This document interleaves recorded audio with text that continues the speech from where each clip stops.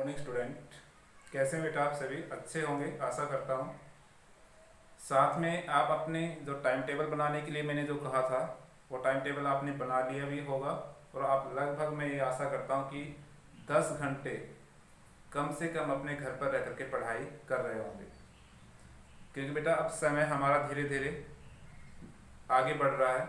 अगर school late खुलते हैं तो हमें आगे प्रॉब्लम आ सकती है, इसलिए अभी हमें सीरियस रह करके अभी से पढ़ाई स्टार्ट करनी है और बेटा पूरी तरह से अपने वर्क को कंप्लीट करना है। साथ में आप जान रहे हैं बेटा, हमारी जो हिस्ट्री का जो चैप्टर चल रहा था नेशनलिज्म्स इन यूरोप, उस चैप्टर में हमने जहाँ तक पढ़ा उससे आज हम आगे टॉपिक ले रहे हैं। आप अपनी बुक, रफ नोटबुक और पेन दोनों एक साथ लेकर बैठें जब भी वीडियो देखें। तो इसमें सबसे पहले जैसे हम बात कर रहे हैं, आपकी जो बुक है बेटा, उस बुक का जो टॉपिक है बेटा आपका hanger, hardship and popular revolts. इसमें एक पहली लाइन देखिए, the great economic hardships privilege in the Europe during the 1830। बेटा ये क्वेश्चन आ जाता है, great economic hardships face in the Europe during 1830, explain these statements. कि 1830 का जो साल है वो बेटा अगर हम बात करते हैं तो पूरे यूरोप के लिए एक इकोनॉमिक हार्डशिप्स का टाइम रहा, आर्थिक परेशानियों का समय रहा 1830 का या 1830 ईयर्स। तो इसके क्या रीजंस हैं, इस स्टेटमेंट को एक्सप्लेन कीजिए। तो अगर इसके बारे में आपसे पूछा जाता है तो आप इसी में पढ़ सकते हैं और इसी से अपने नोट्स बना सकते हैं। जैसे आप ऊपर देखेंगे तो बेटा 1830 तक आते आते यूरोप की पॉपुलेशन क्या हुई, बड़ी तेजी से क्या हुई, बढ़ी। पहला पॉइंट, क्योंकि इकोनॉमिक हार्डशिप्स का टाइम रहा, इसका मेन रीजन क्या रहा? एक तो बेटा यूरोप की पॉपुलेशन बड़ी तेजी से क्या हुई, बढ़ी। यूरोप की पॉपुलेशन बढ़ने के साथ साथ बेटा जो जॉब्स हैं, जो जॉब्स हम बात करते हो क्या हुए, रिड्यूस हुए। मींस जिस रेशो में पॉपुलेशन बढ़ रही थी उस रेशो में बेटा क्या नहीं बढ़े, जॉब अपॉर्चुनिटीज इंक्रीज नहीं हुई। तो मींस अनएम्प्लॉयमेंट क्या हुई, ज्यादा बढ़ी। बेरोजगारी बढ़ने के साथ साथ बेटा क्या हुआ कि जो रूरल एरियाज से और जो टाउन्स की तरफ या सिटीज की तरफ माइग्रेशन भी क्या हुआ, बढ़ा।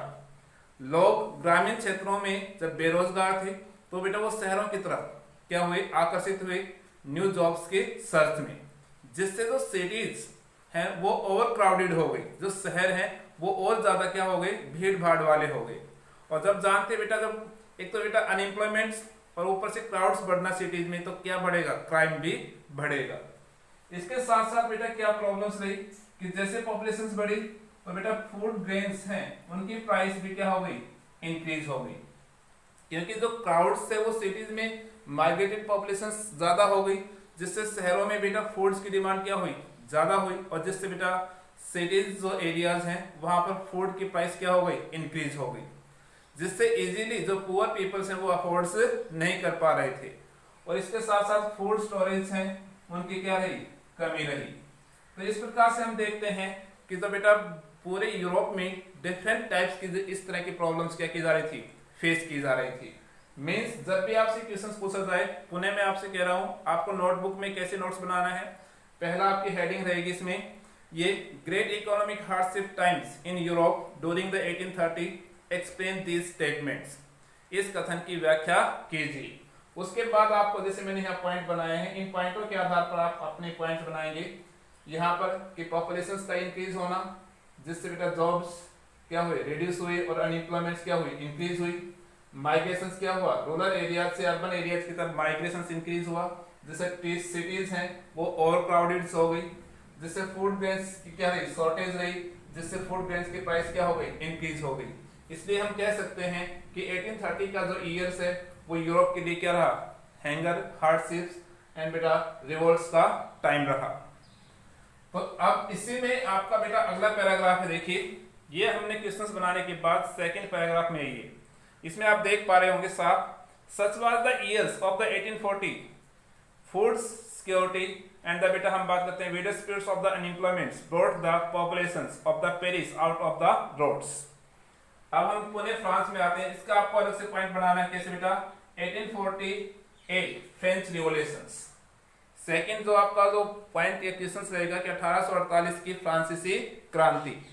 जैसे हम ऊपर पढ़ रहे थे कि पॉपुलेशन इंक्रीज हुई, अनएम्प्लॉयमेंट इंक्रीज हुई, क्राउड्स इंक्रीज हुई, फूड ग्रेन्स की प्राइस क्या हुई, इंक्रीज हुई, जिससे बेटा जो फ्रांस जो देश है उसकी जो कैपिटल सिटी है पेरिस, उसमें जो क्राउड्स है इन प्रॉब्लम्स को लेकर के सड़कों पर उतर आए। और हमने कल पढ़ा था कि 1830 में फ्रांस पुणे क्या बना, कॉन्स्टिट्यूशनली मोनरास गवर्नमेंट बना, और वहां पर किसको बेटा, लुई फिलिप्स को फ्रांस का क्या बनाया गया, हेड बनाया गया।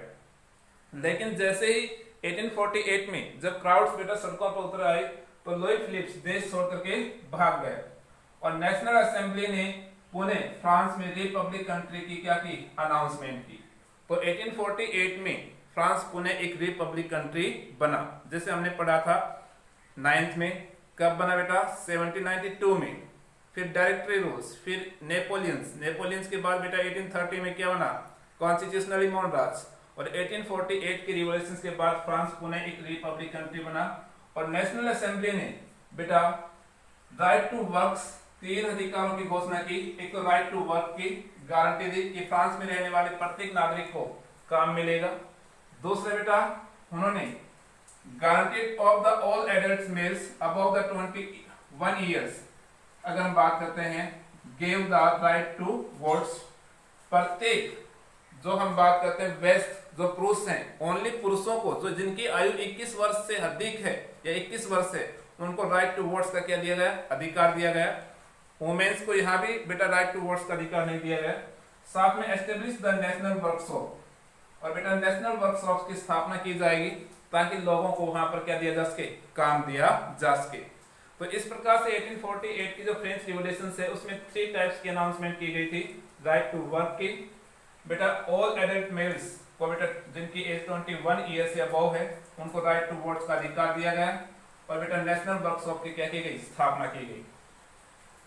इसी में आपका बेटा अगला जो पैराग्राफ आप आगे आएंगे तो देखेंगे इसमें 1845 अगले पैराग्राफ में 1845 का जो सिलसिले रिवोल्ट्स है, मैंने यहाँ बोर्ड्स पर उसके पॉइंट नहीं लिख रखे हैं, तो आपको इस पर भी एक नोट्स बनाना है, समझे। 1848 सिलसिया एक बेटा प्लेस है, हम कह सकते हैं, जहां वीवर्स का क्या हुआ था, रिवोल्ट्स हुआ था। वीवर्स मींस जो बुनकर होते हैं। कॉन्ट्रैक्टर क्या करते थे बेटा, वीवर्स से काम करवाते थे लो वेजेस पर, और उनकी इनकम्स क्या हो रही थी, जैसे जैसे बेटा फूड ग्रेन्स की प्राइस बढ़ रही थी तो वो भी बेटा हाई वेजेस की क्या कर रहे थे, डिमांड्स। लेकिन कॉन्ट्रैक्टर उनके इस वेजेस को इंक्रीज करने के लिए क्या नहीं था, एग्री नहीं था। तो बेटा 1845 में जो सिलसिया है वहां के वीवर्स ने बेटा कॉन्ट्रैक्टर के विरुद्ध जो ठेकेदार होते हैं उनके विरुद्ध क्या कर दिया, विद्रोह कर दिया। और क्राउड्स का हम बात करते हैं, जो क्राउड्स है वो कॉन्ट्रैक्टर के घर पर उन्होंने क्या किया, अटैक किया। जैसे कॉन्ट्रैक्टर्स जो ठेकेदार होते हैं वो बेटा अपने फैमिली मेंबर्स के साथ गांव छोड़ करके भाग जाते हैं। बेटा वो उनके घर के अंदर एंटर करते हैं और घर के अंदर रखे जो कीमती सामान उनको वो तोड़ना शुरू कर देते हैं।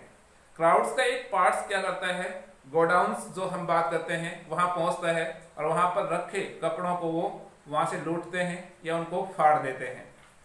कॉन्ट्रैक्टर बेटा दूसरे गांव में पहुंचता है, वहां उनसे बेटा वो प्रोटेक्शंस की डिमांड करता है, लेकिन अदर गांव वाले भी उनकी प्रोटेक्शंस करने से क्या कर देते हैं, मना कर देते हैं। लास्ट में इसमें आपने देखा होगा बेटा, इसमें कॉन्ट्रैक्टर 24 घंटे बाद पुलिस के साथ वापस लौटता है, और जिससे बेटा वीवर्स और कॉन्ट्रैक्टर के बीच क्या होता है, दंगे होते हैं। और उसमें वीवर्स एनकाउंटर में अगर हम बात करते हैं 11 वीवर्स की क्या हो जाती है, डेथ हो जाती है। तो आपको यहां तक इस पे भी नोट्स बनाना है कि 1845 में सिलसिले में वीवर्स का रिवोल्ट हुआ। वीवर्स ने बेटा हाई वेजेस और वर्किंग कंडीशंस को लेकर के डिमांड की। कॉन्ट्रैक्टर उनकी डिमांड्स को मानने के लिए क्या नहीं था, इनकार कर रहा था। नंबर 3 बेटा कॉन्ट्रैक्ट जो वीवर्स हैं उन्होंने बेटा कॉन्ट्रैक्टर के हाउस पर क्या किया, अटैक किया। 1845 में कॉन्ट्रैक्टर गांव छोड़ करके क्या हो गया, भाग गया, और 24 घंटे बाद वापस लौटा, और बेटा वीवर्स और पुलिस के बीच क्या हुआ, झगड़ा हुआ, जिसमें 11 वीवर्स क्या मारे गए। तो आपको इस पर भी अपना एक नोट्स बनाना है। फिर हम आते हैं बेटा 1848 the revolutions of the liberals. Most important topic है ये भी आपका, और इसको समझे बेटा। आपकी बुक में देखिए 1848 की उदारवादियों की क्रांति। इसके जो सेकंड पैराग्राफ में बेटा ये जर्मन जो नेशंस था, जो 39 जो हमने पढ़ा था, जर्मन कॉन्फेडरेशंस, जर्मन जो स्टेट था उसकी यूनिफिकेशन का ये फर्स्ट प्रयास था। कि जर्मनी को एकीकरण को लेकर के। इसमें क्या हुआ कि 1848 में द जर्मन रीजन, जितने भी जो जर्मन क्षेत्र थे, जो जर्मन डिफरेंट स्टेट में क्या था, डिवाइड था, वहां से एक large number of the political associations, बड़े पैमाने पर वहां राजनीतिक संगठन बने और उनके जो मेंबर्स थे बेटा वो मिडिल क्लास से क्या करते थे, बिलोंग करते थे। दोज मेंबर्स गैदर्स, ये सभी मेंबर्स हैं जो पॉलिटिकल एसोसिएशंस के, वो इकट्ठे हुए कहां बेटा, the city of the Frankfurt, जो जर्मन स्टेट, जो प्रशिया स्टेट है उसमें है ये, जर्मन में फ्रैंकफर्ट। उस शहर में जितने भी जो मिडिल क्लास के लोग थे वो क्या हुए, असेंबल हुए, और असेंबल होकर के उन्होंने बेटा क्या डिसाइड किया, they decided to the votes for all German nationals assembly. तो उन्होंने निश्चय किया कि पूरी जर्मनी के लिए एक राष्ट्रीय सभा का क्या किया जाएगा, चुनाव किया जाएगा। और बेटा इसमें से सभी में से 831 इलेक्टेड रिप्रेजेंटेटिव्स इलेक्ट किए गए, और ये इलेक्टेड रिप्रेजेंटेटिव्स हैं बेटा 18 मई 1848 में फ्रैंकफर्ट पार्लियामेंट में पार्टिसिपेट करने के लिए सेंट पॉल चर्च में क्या हुए, असेंबल हुए। मींस जो 831 जो रिप्रेजेंटेटिव्स इलेक्ट किए गए थे ऑल जर्मन रीजन से, वो फ्रैंकफर्ट पार्लियामेंट मींस फ्रैंकफर्ट जो स्थान है वहां पर असेंबल हुए, कहां, सेंट पॉल चर्च में। और उन्होंने अपने आप को जर्मन की नेशनल असेंबली या पार्लियामेंट घोषित किया। इन्होंने डिसाइड किया बेटा, इन सभी मेंबर्स ने 831 जो रिप्रेजेंटेटिव्स थे उन्होंने डिसाइड किया कि वो जर्मन के लिए एक कॉन्स्टिट्यूशन का डिजाइन करेंगे और यहाँ पर कॉन्स्टिट्यूशनली मोनरास गवर्नमेंट की क्या करेंगे, स्थापना करेंगे। और इसमें उन्होंने पर्सिया के जो किंग थे उस समय के, आपके इस बुक में दिया गया है, पर्सिया के जो किंग बेटा कौन, अगर हम बात करते हैं कि विलियम्स फोर्थ को उन्होंने होल जर्मन नेशंस का क्या किंग डिक्लेयर किया। लेकिन बेटा पर्सिया स्टेट के जो किंग थे विलियम्स फोर्थ, उन्होंने इनके इस प्रस्ताव को रिजेक्ट कर दिया और अदर कॉन्स्टिट्यूशनली मोनरास गवर्नमेंट से मिलकर के इस सभा को भी क्या कर दिया, डिसॉल्व। तो इस प्रकार से जो मिडिल क्लास का जो प्रयास रहा जर्मनी के यूनिफिकेशन को लेकर के, वो क्या रहा, असफल रहा। लेकिन बेटा ये भी एक अपने आप में एक यूनिट, अगर हम बात करते हैं यूनिटी क्रिएट करने में इनका भी एक अहम रोल रहा जर्मन नेशंस को लेकर के। इसके बाद हम आते हैं जर्मनी का यूनिफिकेशन कंप्लीट कैसे हुआ। हमने अभी अभी पढ़ा कि 1848 में मिडिल क्लास ने जर्मनी की यूनिफिकेशन के लिए बेटा फर्स्ट प्रयास किया, लेकिन उनका प्रयास क्या रहा, असफल रहा। मोनरास गवर्नमेंट ने फ्रैंकफर्ट पार्लियामेंट को क्या कर दिया, डिसॉल्व कर दिया। लेकिन फिर भी बेटा कुछ समय बाद पर्सिया जो स्टेट है उसी के नेतृत्व में जर्मनी का यूनिफिकेशन क्या हुआ, कंप्लीट हुआ। ऑटोमन बिस्मार्क हैं, वो पर्सिया स्टेट के क्या थे, चीफ मिनिस्टर्स थे, और उनके नेतृत्व में बेटा जर्मनी का एकीकरण क्या हुआ, कंप्लीट हुआ। इसलिए ऑटोमन बिस्मार्क को जर्मनी के यूनिफिकेशन का आर्किटेक्ट कहा जाता है। बेटा ऑटोमन बिस्मार्क ये पर्सिया की जो ब्यूरोक्रेसी है, ये हम बात करते हैं आर्मी, उसकी हेल्प से, पर्सिया की आर्मी और ब्यूरोक्रेसी की हेल्प से बेटा ऑटोमन बिस्मार्क ने 3 वॉर्स, 3 युद्ध लड़े 7 सालों तक। और वो किन किन से बेटा, ऑस्ट्रिया से, डेनमार्क से एंड फ्रांस से। और इसमें तीनों ही युद्ध में पर्सिया स्टेट की क्या रही, विक्ट्री रही, जीत रही। और बेटा हम बात करते हैं जनवरी 1871 में जर्मनी का यूनिफिकेशन क्या हुआ, कंप्लीट हुआ।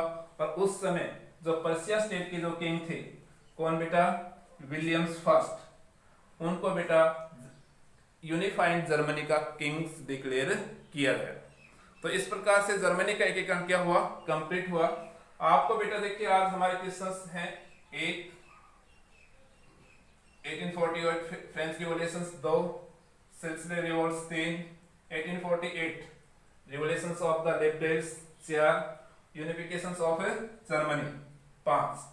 इन 5 टॉपिक्स को बेटा अपने फेयर नोटबुक में लिखना है और लर्न करना है, और साथ में बेटा अपनी बुक्स को भी पढ़ना है। आगे इसमें एक लेक्चर और शेष बचा है बेटा, और ये चैप्टर हम क्या करेंगे, कंप्लीट करेंगे। धन्यवाद।